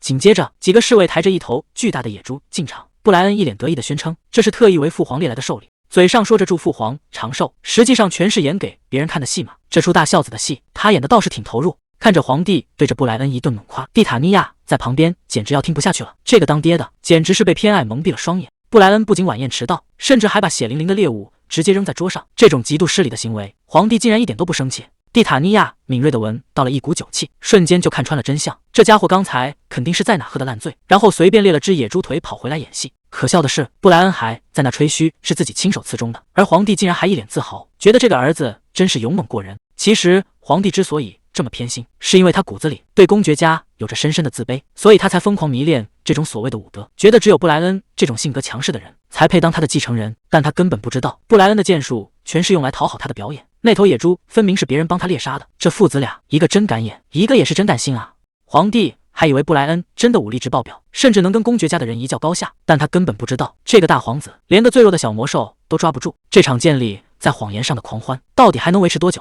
终于能离开那个虚伪的饭局了。蒂塔尼亚找了个借口，想赶紧回房间清静一下。可还没等他松口气，一个熟悉的声音突然在背后响起。阿德里安竟然一直守在走廊里，他显然已经在这里等候多时了。虽然嘴上说着要请妹妹喝茶，但这眼神里可一点温情都没有。雷蒙现在满脑子都是那个疯女人，完全搞不懂她在想什么。难道是死里逃生之后，整个人彻底转性了？利希安萨斯甚至觉得她变漂亮了。刚说完就后悔得想抽自己一嘴巴，甚至求哥哥打他一顿，清醒清醒。雷蒙却觉得弟弟才是吃错药了。虽然他心里也清楚那个女人的变化确实太反常，但现在没心思纠结这些。要是今晚忙不完，明天就没法陪比比去皇宫了，这才是他最在乎的事。利希安萨斯简直不敢相信，哥哥竟然真的要带比比去皇宫。雷蒙倒是觉得没什么，既然是比比开口求他，连父亲都点头答应了。现在的比比可是全家公认的小福星，他不仅清理了图书馆的非法交易，还揭发了女仆长的贪污行径，甚至把性格孤僻的拉斯佩尔带出了房门。最让人意外的是，他竟然敢主动接近威严的公爵，送去亲手写的信和花茶。谁能想到那杯茶竟然真的缓解了公爵的救急？这个小家伙早就成了家族里最特别的存在。最难得的是，比比真心爱着家里的每一个人，他把温暖带进了这个冰冷的家族。利希安萨斯甚至开始胡思乱想，要是拉斯佩尔也是个女孩子，会不会也像比比这么可爱？雷蒙直接让他闭嘴别发疯。玩笑归玩笑，利希安萨斯心里还是有个疙瘩。明天去皇宫，难道又要见到那个疯女人了吗？雷蒙提醒他说话注意点，明面上他们只是去拜访熟人，这种私人行程，皇宫那边是不会仔细盘查随行名单的。看来为了这次见面，雷蒙早就做好了万全的准备。利希安萨斯这才反应过来，既然比比的身份要保密，那明天肯定见不到公主了。雷蒙停下手中的笔，反问弟弟为什么这么在意蒂塔尼亚。其实他心里也清楚，利希安萨斯会好奇也是理所当然，毕竟那个女人最近确实像变了个人。根据收到的情报，她最近甚至开始和人联手行动了，这跟以前那个疯疯癫癫的她完全不同。现在的蒂塔尼亚已经彻底舍弃了过去的自己，没人能看透她的真实目的。她到底是能拉拢的盟友，还是必须铲除的敌人？雷蒙现在也拿不准主意。蒂塔尼亚那张灿烂的笑脸总是在雷蒙脑海里挥之不去，但他不断提醒自己，这绝对是一个精心策划的圈套。对他而言，那个女人就像剧毒一样危险。蒂塔尼亚正忙着招待客人，他把泡好的茶递给阿德里安。虽然他坦言自己并不精通茶道，但这场会面显然另有目的。阿德里安表现得非常绅士，还特意让人准备了配茶的甜点。蒂塔尼亚在一旁默默观察着他，不得不承认，单看这张脸，他确实是个无可挑剔的完美王子。可谁能想到，外表如此光鲜的人，竟然和自己有着同样坎坷的命运。作为皇后的亲生儿子，阿德里安本该顺理成章地成为皇太子，在正常的皇室家庭里，他根本不需要为地位发愁。可惜他生错了地方，皇帝与皇后之间那场不死不休的争斗，成了他这辈子最大的不幸。这位皇帝从小就被惯坏了，心胸狭隘到了极点，他根本容不下任何比他优秀的人。偏偏卡斯莱公爵和皇后全都是万中无一的人中龙凤，这让皇帝每天都如坐针毡。尤其是皇后，她出身于帝国最显赫的豪门，从小接受的就是最顶尖的精英教育，无论是才华还是气度，都堪称完美。作为帝国的女主人，她有属于自己的骄傲，根本不屑于去讨好那个平庸的丈夫，更不会迎合皇帝那些幼稚的行为。皇帝虽然看她非常不顺眼，甚至恨得牙痒痒，但碍于皇后背后庞大的家族势力，他也只能在心里憋着，根本不敢随随便便对她下手。为了彻底击碎皇后的自尊心，皇帝开始疯狂宠爱克莱奥，甚至不顾她私生女的身份，也要把她扶上高位来恶心皇后。这个男人之所以如此任性，是因为他从小就没吃过苦。作为先皇唯一的儿子，皇位对他来说简直得来全不费功夫，谁让他开心，他就把位子传给谁。他甚至傲慢地觉得所有人都应该跪在他脚下祈求恩宠。这种不负责任的想法，简直是在给帝国的未来埋炸药。虽然皇子们还没成年，但一场血腥的夺嫡之战已经在暗中酝酿了。可让皇帝没想到的是，皇后和阿德里安根本不吃这一套，他们只是冷冷地站在远处看着，既不争宠，也不低头，更不会为了那点可怜的关注去求他。阿德里安深夜造访，两人就这么相对而坐，表面上看是在互相退让，实际上都在等对方露出破绽。这位二皇子可不是省油的灯，他一直隐藏着过人的才华和建树，从不把时间浪费在没意义的事情上。按理说，像蒂塔尼亚这样声名狼藉的公主根本入不了他的眼，可偏偏现在一切都变了。他主动找上了门，还带着那种让人看不透的笑意，问他这茶的味道怎么样。蒂塔尼亚放下茶杯，语气平静的让人心慌。他说这茶真的很苦。阿德里安还在那装傻，说可能是糖放少了，但他心里很清楚，蒂塔尼亚那锐利的眼神早就把他看穿了。这种虚伪的客套，他一秒钟都不想多听，干脆直接把话挑明，没必要在这继续演戏。深更半夜特意跑来，总不可能是为了叙旧吧？那些关心身体或者想当好哥哥的废话，最好一个字都别提。他想听的是那个不能见人的真正目的。嘴上说着要当个好哥哥，还要弥补过去的遗憾，这种虚伪的开场白听着真让人反胃。蒂塔尼亚根本不吃这一套，直接当面拆穿了他的把戏，问他是不是脑子坏了才会说出这种蠢话。阿德里安沉默了片刻，脸上的伪装终于挂不住了，他发出一声冷笑，承认自己看走了眼。原来那个天真的小女孩全都是装出来的。他指是不想卷入皇后的纷争，才故意躲着自己。既然话都说开了，他也不再继续演戏，反而觉得这种带刺的性格更有意思了。看来这场皇室的博弈比他预想的还要精彩。看着他那副无辜的样子，蒂塔尼亚只觉得一阵恶心，这个男人简直虚伪到了极点。现在的阿德里安看起来确实温柔又体贴，甚至让人产生一种他是个好哥哥的错觉。但在原本的故事里，他可是被形容成毒蛇的男人，最擅长在暗处潜伏，耐心的等待对手露出破绽。就在你放下戒备的那一刻，他会毫不犹豫地割断你的喉咙，这才是他最真实的本性。面对这样一个危险的掠食者，蒂塔尼亚真的能全身而退吗？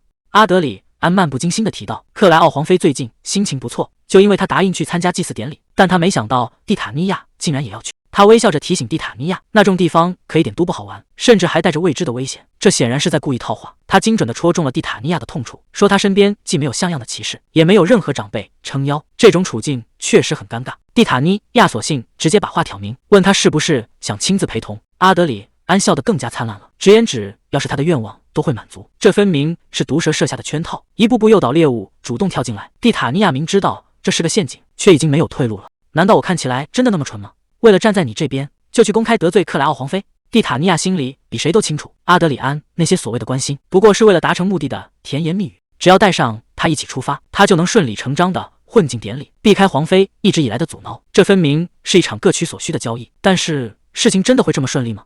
只要答应了他的提议，蒂塔尼亚就要独自面对克莱奥皇妃的怒火，这代价可不是一般的大。那么阿德里安会为了保护他，去正面硬刚那位皇妃吗？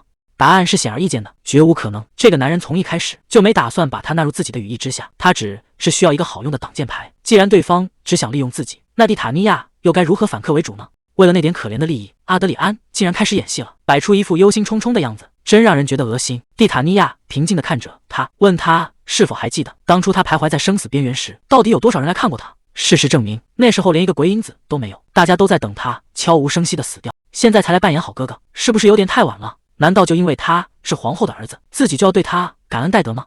阿德里安还想拿亲情当挡箭牌，却被蒂塔尼亚当场拆穿。这种虚伪的兄妹情分从一开始就不存在，既然以前从未把她当成妹妹，现在又何必在这里假惺惺呢？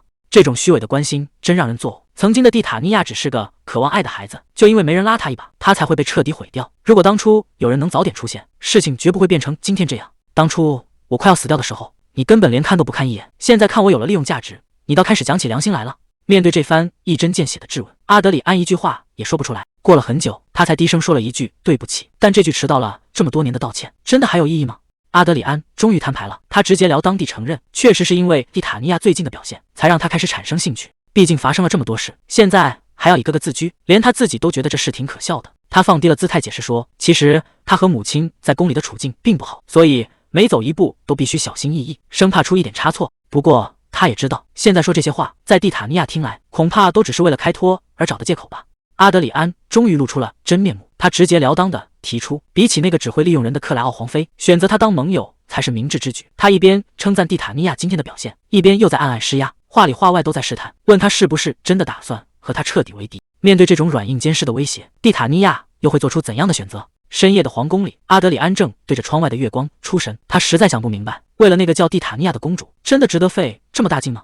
皇后的语气里没有一丝温度，在他眼里，蒂塔尼亚不过是他亲手雕琢的一件玩偶。既然投入了这么多心血，就绝不允许任何人轻举妄动，否则一旦被发现，后果谁也承担不起。阿德里安听完却冷笑了一声，他提醒自己的母亲，当初可是你亲口说的，这皇宫里的人个个都比披着人皮的野兽还要恶毒。面对阿德里安的讽刺，皇后并没有反驳，反而平静地承认了这一切。在这座金碧辉煌的皇宫里，到处都是傲慢又无能的寄生虫，他们一边做着见不得人的勾当，一边又在人前显摆那点可怜的自尊，就连高高在上的皇帝也不例外。皇后曾经也想过要改变他，甚至卑微的以为只要自己做得够好，就能换来哪怕一点点的尊重。可现实却给了他沉重一击，那个男人不仅变本加厉，甚至开始当众羞辱他的家族。当他看到自己敬重了一辈子的父亲，竟然为了那么一点琐碎的小事，就不得不跪在皇帝面前卑躬屈膝时，他心里最后的一点光也熄灭了。从那一刻起，他对那个所谓的丈夫彻底死心。既然这个家已经烂透了，那就由他来亲手终结这一切。克莱奥把所有的希望都寄托在了阿德里安身上，他暗暗发誓，一定要让自己的儿子成为帝国最尊贵的人，绝不能像那个卑微的皇帝一样无能。为了这个目标，他不惜弄脏自己的双手，去帮儿子铲除一切障碍。至于那个叫蒂塔尼亚的孩子，皇后根本没把他放在眼里。既然连亲生父母都不要他了，那把他当成工具随意摆布，又有什么好愧疚的？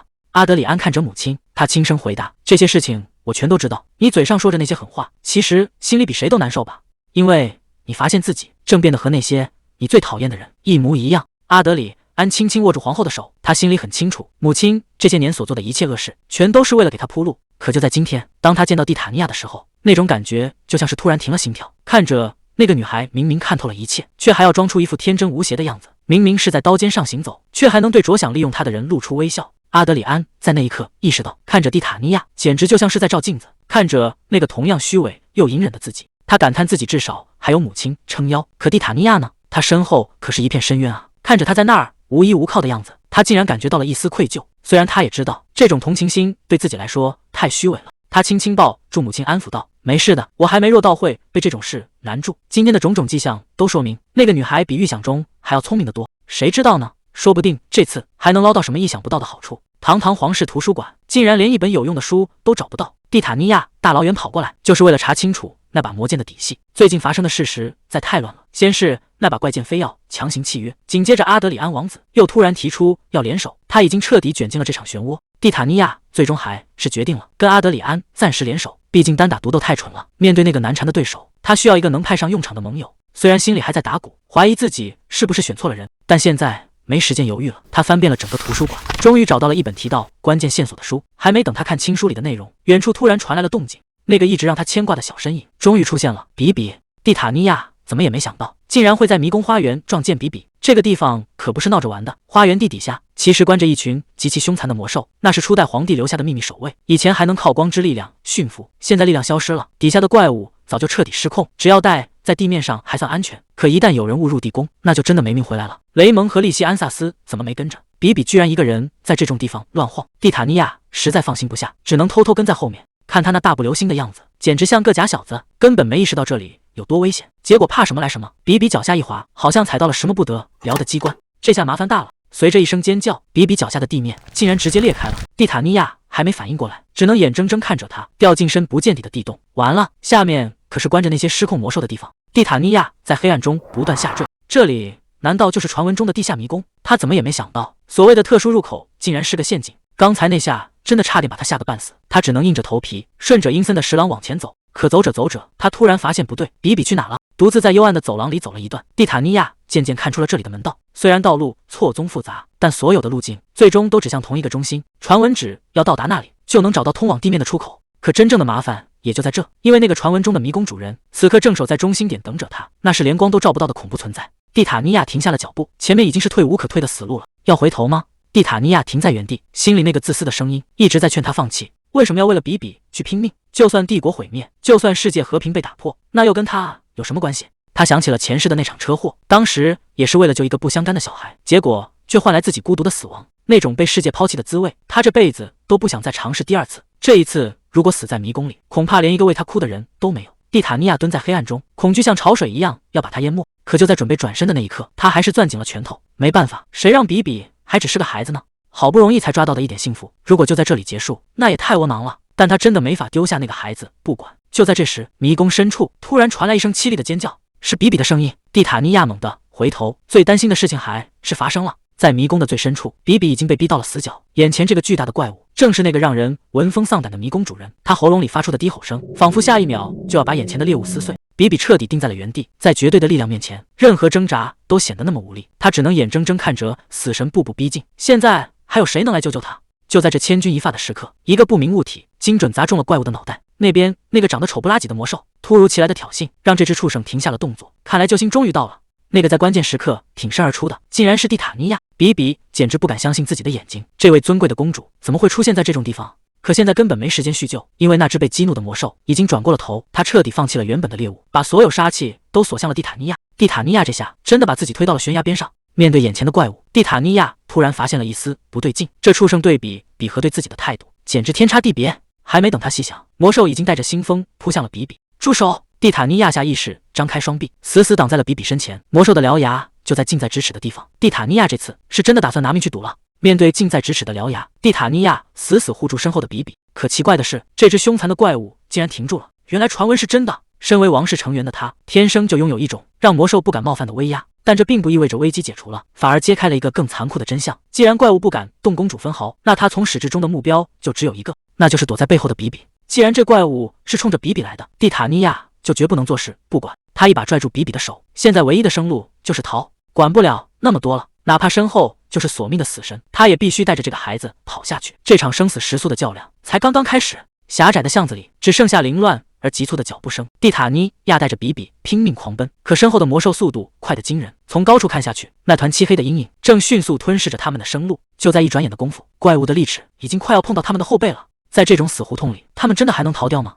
这只怪物的速度实在太快了，无论他们怎么拼命跑，距离还是在被一点点拉近。巨大的黑影已经彻底笼罩了他们，死亡的气息就在耳边。蒂塔尼亚死死拽着比比，可身后的恶魔已经张开了血盆大口。就在这千钧一发的时刻，他们已经退无可退。蒂塔尼亚做出了一个疯狂的决定，他没有独自逃命，而是转身死死护住了比比。伴随着一声闷响，怪物的利爪狠狠落在了他身上，鲜血一下子溅了出来，他疼得几乎发不出声音。可即便已经受了重伤，他依然没有松开怀里的孩子。巨大的阴影彻底笼罩了他们，魔兽就在头顶俯视着这顿美餐。蒂塔尼亚死死护住怀里的比比，可身体的剧痛让他根本无法站立，真的已经到极限了，再也没力气逃下去了吗？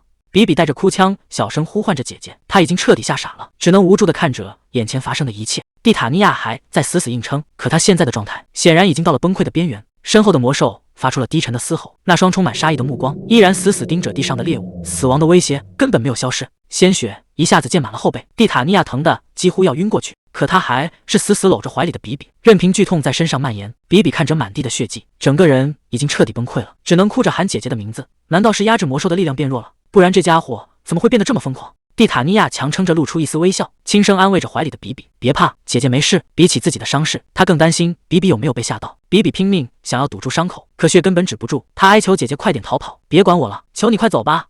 蒂塔尼亚忍着疼笑了，再坚持一下，救援马上就到了。只看一眼，蒂塔尼亚就全明白了，哪怕现在浑身是血，也掩盖不住这个孩子一直以来被悉心呵护的痕迹，那是无数双充满爱意的手才能浇灌出来的模样。在那些人的祈祷里，比比应该永远走在平坦的路上，吃最好吃的东西，只看最美好的风景。这个孩子是在所有人的祝福中长大的，不像我，从来没有人这样爱过我。蒂塔尼亚忍着剧痛，轻声告诉怀里的孩子，别怕，我没事。哪怕已经到了极限，他还是死死护住比比，不管接下来会发生什么，我都一定会保护你。这不仅仅是一句安慰，更是他赌上性命的承诺。这本小说的主角比比其实是个重生者，她本该是公爵府最受宠的小小姐，是公爵亲妹妹留下的唯一血脉。可上辈子的她根本没能回到那个温暖的家，她在孤儿院里受尽冷落，好不容易被领养，却遇到了一个禽兽般的养父，最后甚至被卖给了疯狂魔法师，成了冰冷的实验品，在无尽的痛苦中惨死。这就是比比众生前那段满是绝望的人生。但这一次，命运给了比比众来一次的机会，他决定亲手改写那个悲惨的结局，以养女的身份踏进了公爵家的大门。这一次，他没有退缩，而是主动伸出手去靠近那些家人。正是因为他的这份勇敢和坦诚，他赢得了所有人的信任。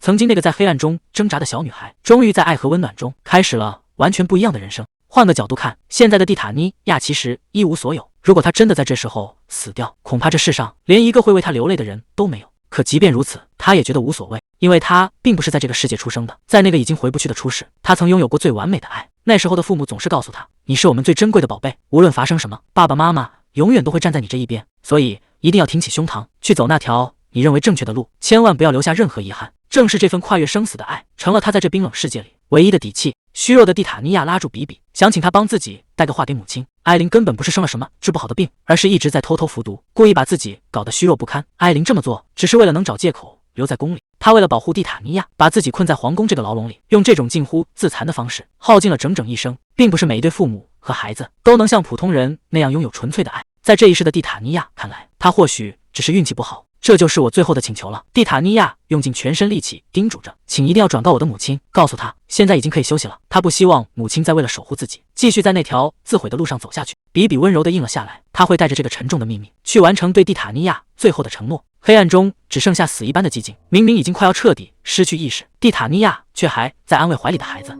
他说自己没事，可鲜血已经浸透了衣裳，甚至连思考都变得断断续续。如果就这样闭上眼，雷蒙是不是就能彻底解脱了？那场荒唐的婚约也会随着他的消失而结束吧。早知道结局是这样，当初又何必为了未来那么焦虑？一切似乎都要画上句号了。比比还在拼命呼唤他的名字，可身后的野兽已经露出了狰狞的獠牙，意识正在一点点变得模糊。如果就这样彻底睡过去，是不是一切都能结束了？只要他不在了，艾琳就能彻底从皇宫这个牢笼里解脱，雷蒙也不必再被那场错误的婚约束缚，甚至连那个叫阿德里安的男人，或许也只会感到一点点遗憾，而不会真的为他难过太久。这种念头一旦冒出来，就再也压不住。或许从一开始，蒂塔尼亚就不该来到这个世界上，根本不是那样的，我绝不同意你就这样放弃。就在蒂塔尼亚准备放手的时候，比比的声音像一道光，强行把他从深渊里拽了回来。救命恩人的债还没还清，我怎么可能眼睁睁看着你离开？比比死死地抱住他，语气里带着不容置疑的倔强。我是卡斯莱家的女儿，我们家的人从来不会忘记任何一份恩情，有恩必报，这就是我活下去的信条。这世界上哪有什么人的命是不重要的？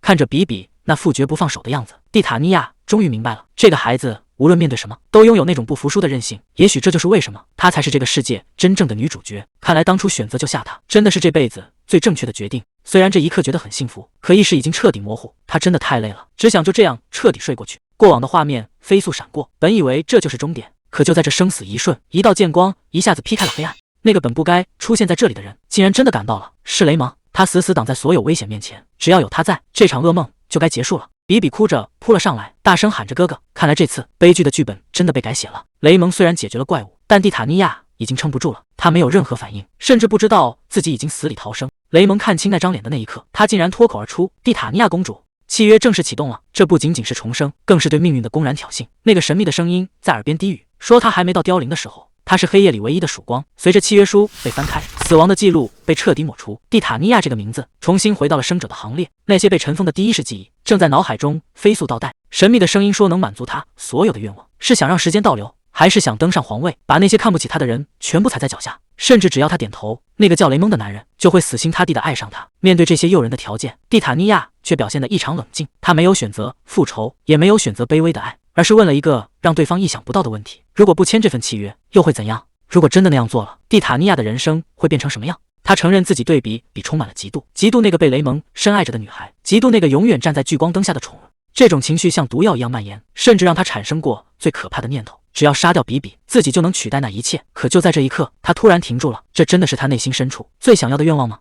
其实蒂塔尼亚想要的很简单，只是想拥有真正的家人，感受一次平凡的父爱母爱。但在那段暗无天日的日子里，他只是一个任人摆布的木偶。既然上天给了重活一次的机会，他绝不再当任何人的替身。这一次，他要亲手开启属于自己的未来。但契约一旦成立，他的身份就会被死死固定，根本没法在这个世界更改血缘。既然想感受爱，那就去另一个世界生活一段时间吧，在那里他会有最完美的父母，得到梦寐以求的宠爱。可代价是，等他长到现在的年纪，就必须回到这个残酷的现实，而那个世界的幸福会被全部擦掉。为了完成这份契约，蒂塔尼亚必须在过去的某个时间点醒来，但代价是他将不再是现在的自己。哪怕跨越世界会导致记忆残缺，甚至认知扭曲，他也完全不在乎。只要能逃离那个绝望的剧本，变成谁都无所谓。当那个声音喊出蒂塔尼亚的名字，契约正式生效。从这一刻起，他将以另一个身份去亲手改写那段必死的命运。看着比比，他才明白什么是正常的爱，也看清了曾经的自己有多丑陋。没必要去怨恨谁，错的从来不是这个世界，而是那个偏执的蒂塔尼亚。所以就让一切重来吧。只要学会怎么去爱，学会怎么接受爱，日子一定会比现在更好。就在身影彻底消散的一刻，蒂塔尼亚才发现自己竟然还欠雷蒙一句对不起。既然要撕碎原本的剧本，那就从这段错误的感情开始吧。他对着虚空轻声告别，并许下了最狠的誓言：重生之后绝不再厚颜无耻的去爱他。随着沙漏倒转，他再次睁开眼睛，耳边传来的全是惊喜的欢呼，大家都在叫他蒂塔尼亚公主。看来契约真的生效了，他成功回到了过去。看着眼前这群陌生又热情的仆人，他还没来得及反应，一个软糯的小身影就扑进了怀里，是比比。看着比比哭红的小脸，他这才有了实感。既然上天给了重新开始的机会，这一次他一定要守护好这份温暖。看着怀里哭成泪人的比比，蒂塔尼亚心里却咯噔一下。这孩子虽然可爱，但说话的语气怎么透着股狠劲？难道除了自己，比比也是带着记忆回来的？还没等他细想，周围的仆人就全围了上来，生怕这位小祖宗再出一点意外。他环顾四周，才发现这房间里的配置简直离谱，全是顶级的魔法道具和私人护理，随便卖掉一件都够皇宫5年的开销了。看来为了救活他，真是把家底都掏空了。难怪受了那么重的伤，身体却感觉不到一点沉重。神殿的大祭司都赶了过来。就在蒂塔尼亚还没理清现状时，那个他发誓不再去爱的男人竟然就这样闯了进来。雷蒙看起来狼狈极了，衣衫不整，像是刚从什么地方拼命赶过来。雷蒙独自坐了很久，似乎终于下定了某种决心。他直接闯入皇宫禁地，根本没把这里的规矩放在眼里。守卫拼命拦在门前，大喊着绝不允许他私自见皇帝。他却连头都没抬，只冷冷地回了一个字：滚开。对方显然还没搞清楚状况，竟然还想指责他无礼。到底是谁给你的胆子，敢拦在卡斯莱继承人的面前？雷蒙直接推开了大殿的门，在众人的注视下径直走向王座。面对皇帝的威压，他没有半点退缩，反而先开口打了招呼。皇帝显然被这种无礼的行为激怒了，质问他到底想干什么。可接下来的话却让整个大殿陷入了死寂。卡斯莱家族真实的成员竟然在皇宫里失踪了。皇帝显然被激怒了，指责雷蒙把皇宫当成了自家的后花园，甚至出言羞辱他的父亲，野蛮无理。雷蒙却只是冷笑了一声，如果站在这里的是我父亲，他根本不会听你废话，恐怕早就把这大殿给拆了。这番话让皇帝瞬间哑口无言，只能眼睁睁看着雷蒙漫不经心地给出一个毫无诚意的道歉。原来皇帝早就知道孩子失踪了，他故意拖延时间不肯搜寻，就是想把这件事当成筹码，好让卡斯莱家族低头。可他万万没想到，雷蒙竟然是个不按常理出牌的疯子，哪怕亲人的性命还悬在半空，他也敢直接对着皇权亮出獠牙。雷蒙的话里全是刺，他直截了当地告诉皇帝，如果连皇宫里的客人都找不回来，那皇室的威严可就全毁了。皇帝气得说不出话，他怎么也没想到自己竟然会被一个毛头小子威胁。可雷蒙根本不在乎对方的愤怒，他一步步逼近王座，甚至直接俯下身盯着皇帝。不管你觉得我有多年轻，我始终是卡斯莱家的人。雷蒙最后留下的警告，让整个大殿的温度都降到了冰点。卡斯莱家族的人绝对不会允许任何人夺走属于他们的东西。说完，他头也不回地转身离开，只留下皇帝一个人在王座上发火。皇帝气急败坏地大喊着，让侍从赶紧把这个无理的家伙赶出去。显然他已经被彻底吓破了胆。可就在雷蒙准备离开时，身后却突然传来了一个声音：“小公爵大人！”叫住雷蒙的竟然是二皇子阿德里安。这个平时深居简出的皇子，为什么会突然主动找上门？雷蒙心里很清楚，在现在的局势下，皇子私下接触卡斯莱家的人，简直就是在玩火。阿德里安显得有些犹豫，但他接下来的话却让雷蒙彻底变了脸色。原来失踪的不止一个人，连蒂塔尼亚公主也找不到了。阿德里安直言自己有种不祥的预感，既然雷蒙也要搜查皇宫，那这件事情就绝对没那么简单。阿德里安放下了皇子的架子，正式请求雷蒙帮忙寻找失踪的公主。雷蒙在昏暗的走廊里疾行，他不断告诉自己，这只是在胡思乱想，那种挥之不去的不安感一定只是某种错觉。蒂塔尼亚不该是这种恐惧的源头，她可是帝国的公主。可当雷蒙推开那扇沉重的大门，眼前的景象却让他彻底僵住了。最担心的事还是发生了，蒂塔尼亚就这样倒在冰冷的地面上。比比哭着哀求雷蒙救救姐姐，蒂塔尼亚流了太多的血，必须立刻找神官来才行。雷蒙这才猛然意识到，自己之前的担忧根本放错了地方。他一言不发地抱起蒂塔尼亚，想要带她离开这个鬼地方，可怀里的身体已经失去了温度，甚至感觉不到任何生命的气息，死神就像已经先他一步赶到了。雷蒙看着怀里这个虚弱的女人，脑子里全是她倒下时的样子，那个平时总是高高在上，甚至有些刻薄的蒂塔尼亚，在那一刻就像要碎掉了一样。难道她真的要没命了吗？可就在这种时候，他竟然还在推开他的手，断断续续地说着：“先去救比比，我没关系。”这种舍命救人的话，怎么可能从他的嘴里说出来？雷蒙坐在床边，心里却乱成了一团。刚才那一瞬间，他真的以为要彻底失去她了。这个女人到底藏了多少秘密？为什么死里逃生之后，她就像完全变了一个人？哪怕已经虚弱到了极点，蒂塔尼亚心里挂念的竟然还是比比，那个他今天才第一次见面的女孩。他用尽最后一点力气喊出的名字，不是他的父母，更不是那个他口口声声说深爱的我。雷蒙独自坐在黑暗中，他怎么也想不通，这个女人到底哪句话才是真的。就在这时，门外传来了急促的喊声：“公主殿下醒了！”这突如其来的转机让一切都变得扑朔迷离起来。雷蒙猛地推开房门，甚至顾不上整理凌乱的衣角，看着病床上那个虚弱的身影，雷蒙试探着喊出了他的名字。这一刻，时间仿佛在两人之间定格了。谁能想到，这个一向高傲冷漠的男人，竟然当着所有人的面，直接在床前单膝跪了下来。到底发生了什么？那个不可一世的雷蒙，现在竟然在向我下跪吗？蒂塔尼亚彻底乱了阵脚，眼前的这一切已经完全超出了他的认知。要知道，这个男人可是出了名的傲骨，哪怕是在皇帝面前，他也从未低过头。作为顶级豪门，卡斯莱家族从不向任何人低头，尤其是继承人雷蒙，他的尊严甚至比整个骑士团还重。可现在的情况简直荒谬，连我这个知情人都不敢相信，那个高傲的雷蒙居然就这样跪在了面前，这根本不是他会做出来的事，人设彻底崩了呀！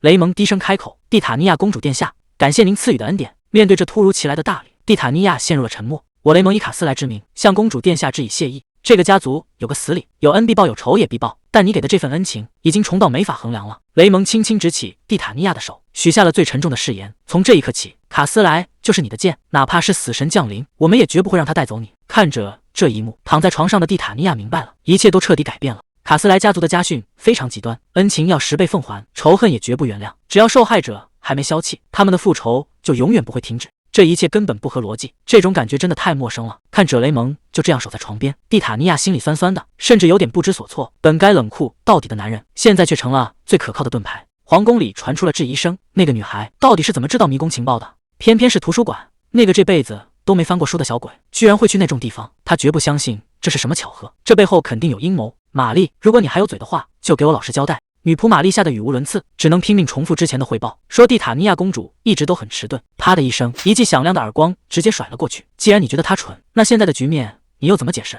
真是蠢的没边了。你觉得那个小鬼是那种会拿自己命开玩笑的人吗？克莱奥皇妃心里很清楚，蒂塔尼亚敢这么嚣张，肯定是因为背后有那个未婚夫撑腰。玛丽，我本来只想找个听话的蠢货去玫瑰宫盯着他，可你比我想象中还要没用。你之前敢在那儿作威作福，无非是看准了他没靠山。但现在情况不一样了，经过这次迷宫的事，那个小鬼的地位恐怕要变天了。看来这场装傻的游戏终于要玩不下去了。为了救回这位公主，卡斯莱家族这次是彻底疯了。他们不仅强行占领了皇后宫，甚至还把大祭司给绑了过来，简直没把皇室放在眼里。现在的玫瑰宫守卫森严，连皇宫里的仆人都别想靠近一步。皇帝在寝宫里大发雷霆，他觉得自己的权威受到了挑衅，更气手下的人全是一群废物。可愤怒归愤怒，这位冷血的父亲却想到了更好的主意。既然卡斯莱家族这么想要他，那干脆顺水推舟，把这个已经坏掉的女儿甩给他们。他想利用这次无理的冒犯，彻底切断和蒂塔尼亚的关系。整个计划已经完全乱套了。克莱奥皇妃看着跪在地上求饶的玛丽，既然这颗棋子已经没用了，那就没必要再留着。反正皇帝早就厌弃了玫瑰宫的人，不如趁早把这个蠢货处理掉，省得以后留下什么把柄。但比起这个没用的女仆，更让他在意的是蒂塔尼亚，那个一直被当成弃子的丫头。最近的表现实在太反常了，发生的这一切真的只是运气好吗？这种程度的巧合，恐怕背后另有玄机。那个像老鼠一样胆小的蒂塔尼亚，到底是从哪儿借来的胆子，竟然为了一个领养回来的比比，连命都不要了？万一真的死在里面怎么办？更让这个女人想不通的是，比比进宫的消息明明是绝密，蒂塔尼亚是怎么发现的？如果这一切都不是巧合，而是那个小鬼亲手设下的陷阱，甚至不惜拿自己的身体当诱饵，那这个心思深沉的女孩简直太可怕了。克莱奥皇妃突然自嘲地笑了，觉得自己真是想多了。蒂塔尼亚那个只知道哭闹的小鬼，怎么可能有这种城府？一个连情绪都控制不住的蠢货，根本不值得他这么忌惮。他转头问身边的侍女：“16宫那边有什么动静吗？”得到的回答却是一片死寂，那边连问都没问过一句。克莱奥皇妃笑得更讽刺了，二皇妃还真是个无可救药的疯子，整天沉溺在过去的痛苦里，连亲生女儿的死活都不管不顾。在这种冷血的家庭里长大，蒂塔尼亚又能翻起什么浪花？当年的埃琳可是帝国第一美人，可惜美貌带给她的只有不幸，家里想把她卖个好价钱，她却偏偏爱上了一个平民骑士。这段感情从一开始就注定要完蛋。克莱奥皇妃看着窗外冷笑，觉得埃琳简直天真得可笑。难道她以为牺牲自己就能换那个男人一条生路吗？既然她怀上了皇帝的孩子，那个骑士就必须得死，这是皇室绝对不容许的污点。相比之下，蒂塔尼亚简直运气爆棚，正因为她是个女儿而不是儿子，才勉强捡回了一条命。皇帝甚至利用他母亲那点丑闻，顺手把她当成政治筹码，塞给了年轻的公爵当未婚妻。在那些大人物眼里，她不过是个还有点用处的棋子罢了。公爵当年并没有直接答应婚事，而是留了个心眼，非要等蒂塔尼亚成年后再办婚礼。毕竟这种办强迫的婚约，只是为了掩盖皇室的丑闻，不让外人说三道四罢了。可怜那个平民骑士，无论如何都难逃一死。而蒂塔尼亚因为生下了这个女儿，甚至开始恨起了自己的亲骨肉。克莱奥皇妃收回思绪，问侍女皇后那边有没有动静。得到的回答却是一切如常，没有任何风吹草动。克莱奥皇妃心里咯噔一下，如果不是那个蠢公主和软弱的蒂塔尼亚，那剩下的唯一可能就只有那位深不可测的皇后了。那个女人做事滴水不漏，从来不会留下任何把柄。克莱奥皇妃还是想不通，皇后为什么偏偏在这个时候出手？既然蒂塔尼亚是皇帝的女儿，那在皇后宫里出了事，皇后就绝对脱不了干系。既然对方打算一直装死，那就别怪她不客气了。她冷冷地吩咐侍女去把玫瑰宫里干活的孩子全抓起来，不管是用鞭子抽，还是直接扔进井里再捞出来，总之要把他们折磨得不成人样，再带到我面前来。侍女被这番话吓得不轻，只能低着头连声答应。克莱奥皇妃看着窗外冷笑，既然这只青蛙躲在洞里不肯出来，那就只能想办法把洞捅穿了。